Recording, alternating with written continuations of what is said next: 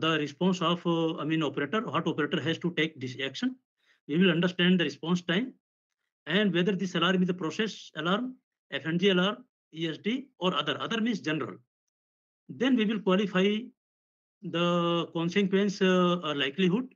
This likelihood, as I explained you, I will go for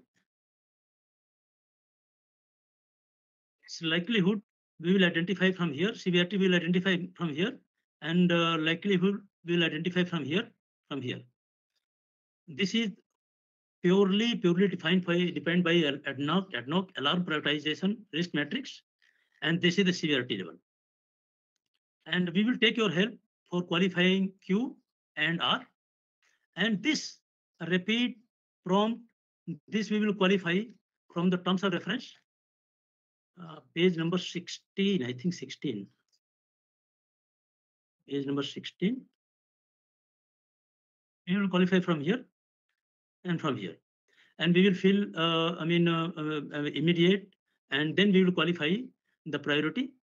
And after that, this is the high managed alarm or non-high managed alarm.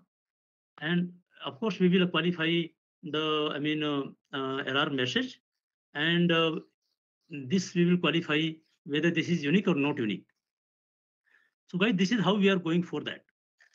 Now, Chairman, actually, in previous workshops, we had one tool from the chairman. Okay, in that we will define everything. But here we are playing same Excel for all the activity, or do you have any separate tool?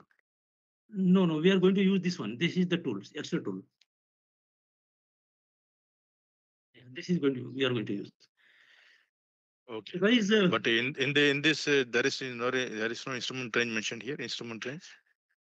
Instrument Range. No, this is mentioned in the MADB. MADB and probably in go MADB. right hand side. Go right hand side. Go right hand side. This alarm tip set fund is there, no?